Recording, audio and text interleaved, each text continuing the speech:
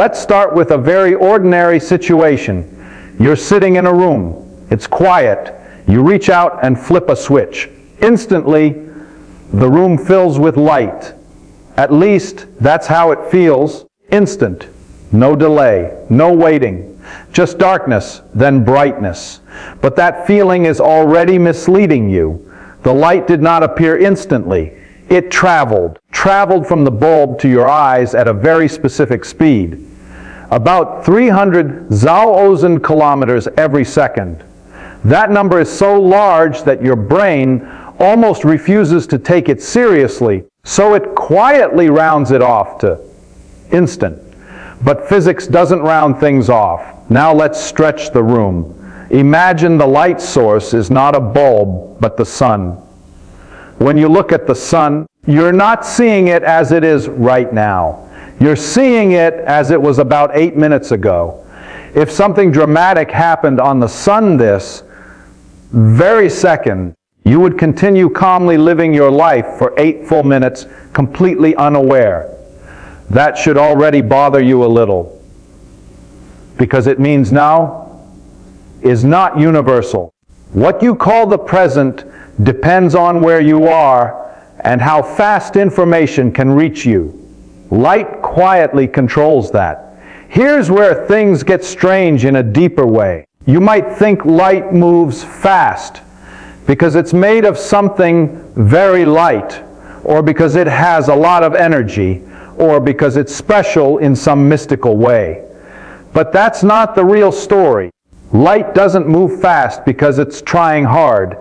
It moves fast because the universe refuses to let anything move faster, no matter how powerful the source, no matter how energetic the light, no matter where it comes from. Light always moves at the same speed.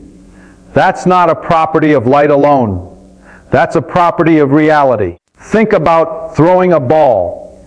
If you throw it harder, it goes faster. That feels natural. But light doesn't behave like that. You cannot throw light harder. You cannot push it beyond its speed. It's already at the limit. This leads to a very uncomfortable realization. The speed of light is not about light at all. It's about how fast cause and effect can travel in the universe. If you knock over a glass, the sound spreads outward. If you send a radio signal, the message spreads outward. The sun shines. The warmth spreads outward. All of these are limited by the same speed. That speed is the universe's speed limit for reality itself updating. And now comes the honest part, the part Richard Feynman loved. We do not know why this speed has the value it does. We don't know why it's not twice as fast, or half as fast, or infinite. Physics does not explain that. Physics only tells us what happens if we accept the rule. This is hard for humans to accept because we like explanations that feel satisfying. We like reasons that sound familiar. But the universe doesn't care what feels satisfying. It simply says, this is the speed.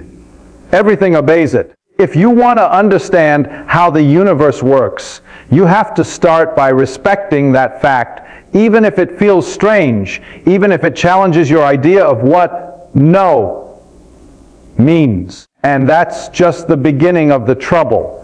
When people hear the phrase, the speed of light, they usually imagine beams, lasers, headlights, or stars shining through space. Sounds like a topic about brightness or vision. But that picture is misleading.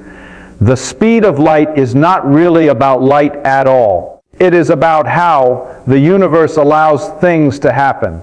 To see this, think about something very ordinary. You clap your hands. Sound travels through the air and reaches people nearby first, then people farther away. The delay feels natural. Now imagine a universe where sound traveled infinitely fast. Everyone, everywhere, would hear your clap at the exact same moment. There would be no before and after to the sound. Cause and effect would start to blur. Our universe does not allow that. It insists on order. Effects must come after causes, and that order must be protected everywhere. The way the universe protects this order is by limiting how fast information can travel. That limit is what we call the speed of light. Light is just the most familiar thing that happens to move at that maximum speed. Radio waves, X-rays, and all forms of electromagnetic signals also move at this same speed. Even gravity follows it. When massive objects move, the change in their gravitational influence spreads outward, not instantly, but at the same finite speed. So the speed of light is better understood as the speed at which reality itself updates. Here is a simple way to imagine it. Picture the universe as a vast grid made of tiny regions. Each region only communicates with its immediate neighbors. No region can instantly affect one far away. Any influence has to hop from one region to the next. That hopping takes time. The fastest possible hopping speed is the speed of light. This idea explains something that seems completely unreasonable at first. No matter how fast you are moving, light always passes you at the same speed. If you chase a beam of light, you do not measure it moving slower. If you run away from it, you do not measure it moving faster. The universe adjusts everything else to preserve that rule. That adjustment is what leads to time slowing down and length shrinking when things move very fast. These effects are not tricks or illusions. They are the universe bending our familiar ideas of space and time to protect its deeper rule about cause and effect. This is deeply uncomfortable for human intuition. In everyday life, speed depends on who is moving and who is watching. We are used to adding and subtracting speeds. The universe refuses to play by that rule when light is involved. And here is where intellectual honesty matters. We can describe all of this with astonishing accuracy. We can write equations that predict how time changes, how space changes, and how signals move. We can build technologies that rely on these predictions and watch them fail if we ignore the speed of light. But we do not know why the universe chose this rule. We do not know why there is a maximum speed at all. We do not know why it has this particular value. Physics gives us no deeper reason. It simply says, this is how nature behaves. Every experiment agrees. This is not a weakness of science. It is its strength. Science draws a clear line between what we can calculate and what we do not yet understand.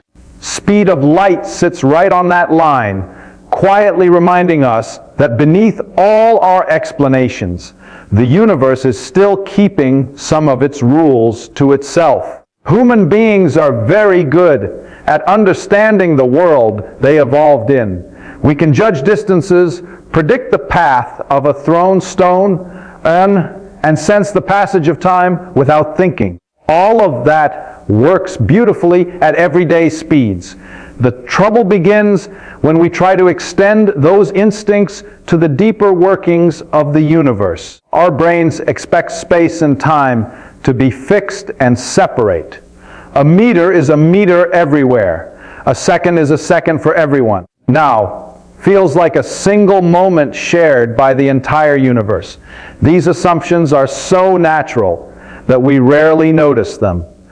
But light quietly breaks every one of them. The first difficulty comes from how we imagine motion. When a car passes you on the road, you and the driver disagree about its speed, and that feels normal. Speeds depend on who is watching. So we instinctively expect the same to be true for light. If you move toward it, it should seem faster. If you move away, it should seem slower. Experiments say otherwise. Every observer, no matter how they are moving, measures the same speed for light. This is not a failure of measurement or a trick of instruments, is a stubborn fact of nature. The universe refuses to let light behave the way our intuition demands. To make this work, the universe changes something far more radical than speed. It changes time and space themselves. If two observers move differently, they do not agree on how much time has passed. Their clocks tick at different rates. They do not agree on the length of objects. Distances shrink in the direction of motion. These are not optical illusions. If the observers meet again, the differences are real and measurable.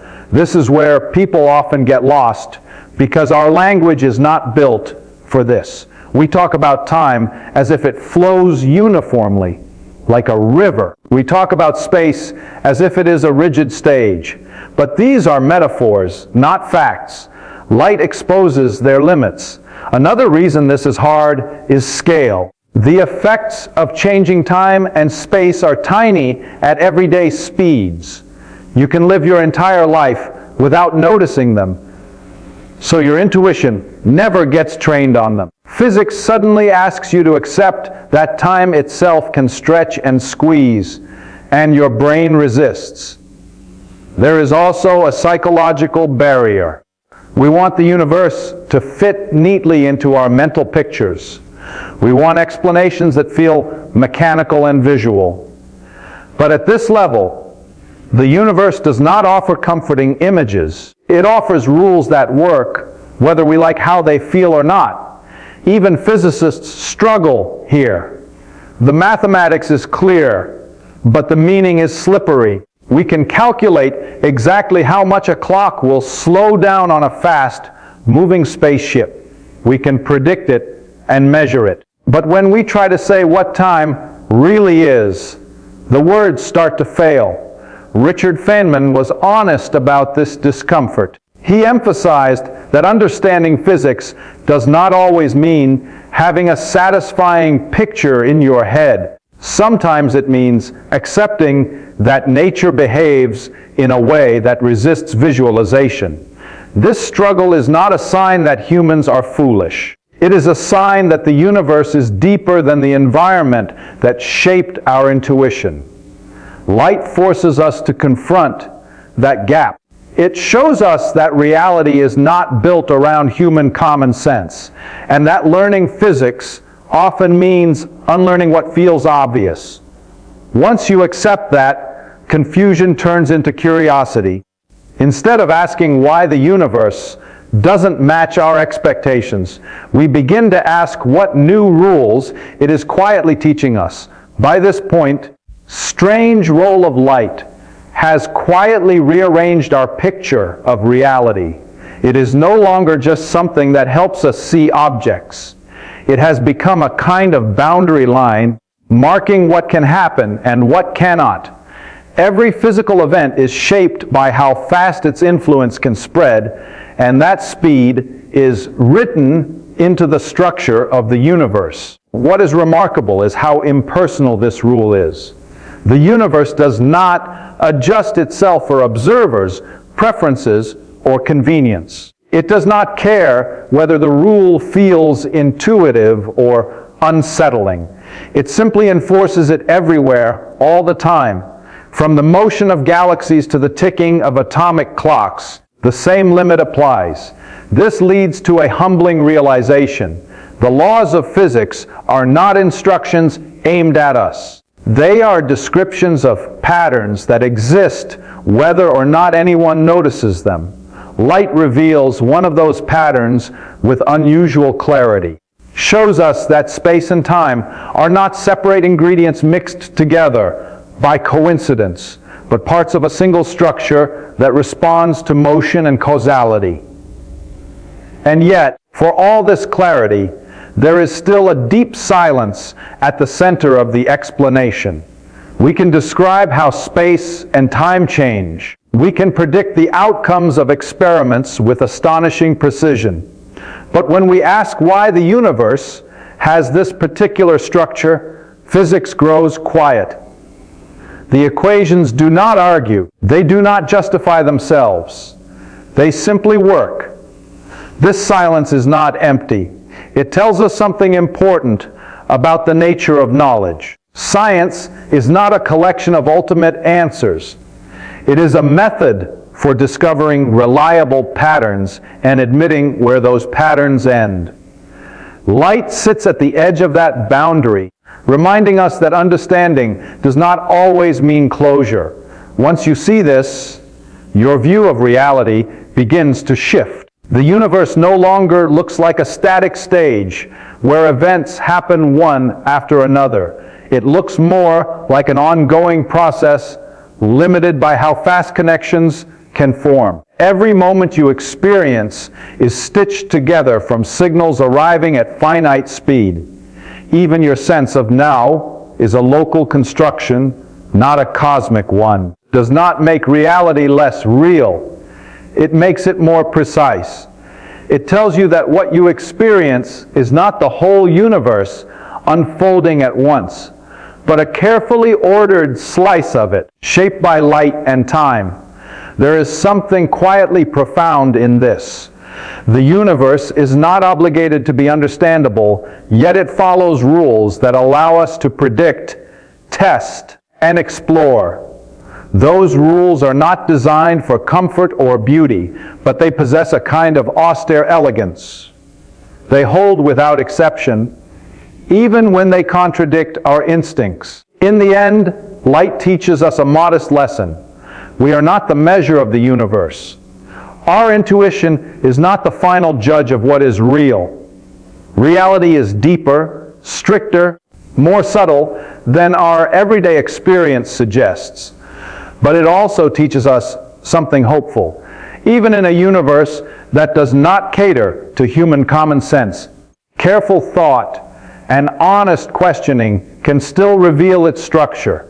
When you look at light this way, it stops being just something that illuminates the world.